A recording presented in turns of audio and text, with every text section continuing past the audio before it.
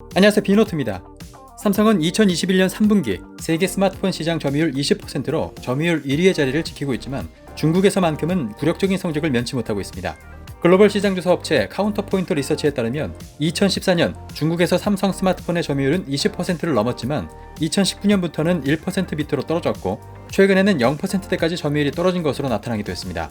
전문가들은 샤오미나 화웨이, 오포, 비보사 등 중국 스마트폰들이 중국 내수 시장을 휩쓴 결과라고 분석하고 있습니다. 외산 폰들이 중국에서 힘을 못 쓰고 있는 가운데 유일하게 애플만은 중국 내 점유율이 상승하고 있었습니다. 카운터포인트 리서치에 따르면 애플은 2021년 10월 중국 스마트폰 시장에서 22%의 점유율로 2위인 비보사의 점유율 20%를 2%포인트 차이로 제치고 1위에 올랐습니다. 코로나로 인해 판매량이 감소하면서 중국 내 스마트폰 시장 자체가 줄어든 상황에서 애플만 유일하게 성장세를 이어왔고 특히 미국의 중국 압박으로 갈등 상황이 계속됐었던 점을 고려한다면 중국 내에서 애플의 성적은 놀라울 정도인데요. 그에 따라 팀 쿡은 애플이 중국 시장에서 성공적으로 자리매김 만든 1등 공신으로 평가받고 있습니다. 하지만 이런 놀라운 결과는 애플과 중국의 비밀 계약 때문일 수 있다는 폭로가 나왔습니다.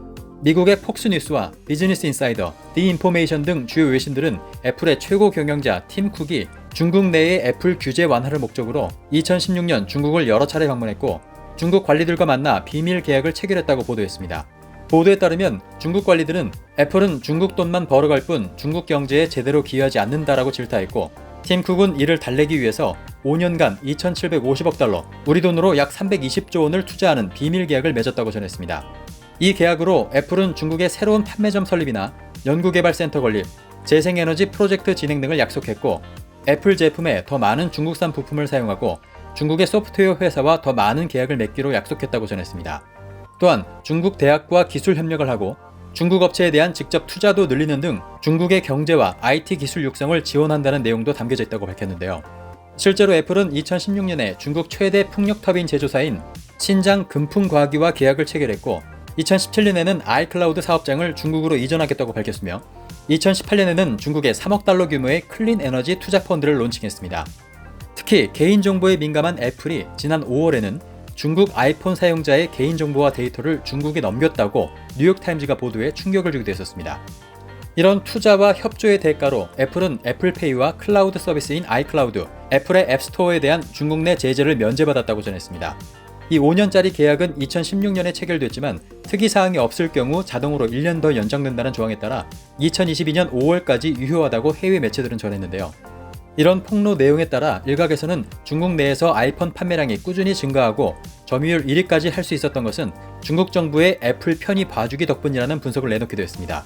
최근 6년간 아이폰은 중국에서 가장 잘 팔리는 스마트폰이 됐고 지난 3분기 중국에서 애플의 매출은 전년 대비 2배 이상 오른 145억 6천만 달러, 우리 돈으로 약 17조 1,300억 원에 달하면서 애플은 작년 매출의 19%를 중국에서 거둘 수 있었습니다. 이에 대해 디인포메이션은 팀 쿡의 로비가 성공적이었다고 평가하기도 했는데요. 언론사들은 애플의 비밀 계약에 대한 공식적인 답변을 요구했지만 애플은 이에 응답하지 않고 있다고 전했습니다.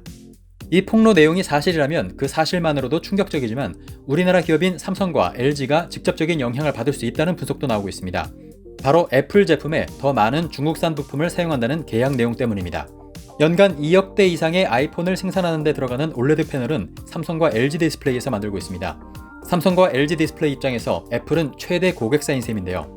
몇 년 전부터 애플은 올레드 패널 공급업체로 중국의 BOE사를 채택하기 위해서 지속적으로 시도해왔습니다. 이를 두고 그동안 업계에서는 애플이 디스플레이 공급처를 다변화해 공급 단가를 떨어뜨리고 삼성 의존도를 줄이기 위해 시도하고 있다고 분석했지만 이번 비밀 계약 폭로 이후에는 애플이 중국 BOE사를 밀어주기 위한 시도가 아니었나라는 반응이 나오고 있는 실정입니다. 비밀 계약 때문인지는 몰라도 그동안 리퍼 제품의 올레드 패널만을 공급해오던 BOE사는 최근에는 애플의 아이폰 13 올레드 패널을 정식으로 공급하기로 했다는 소식이 들려왔고 BOE사는 애플 전용 올레드 생산 공장 라인을 추가로 확보하기도 했다고 외신들은 전하고 있습니다. 이런 상황에 대해 전문가들은 올레드 패널 시장이 지속적으로 커지고 있고 국내 업계 기술, 특히 삼성 올레드 디스플레이의 LTPO 기술은 독보적이기 때문에 당분간 올레드 수익성에는 큰 변화는 없을 것이라고 예상하고 있지만 애플과 BOE사가 손을 잡아 BOE사를 성장시켜주는 모양새가 된다면 장기적으로 삼성 디스플레이와 LG 디스플레이의 타격이 불가피할 것이라고 전망하고 있습니다.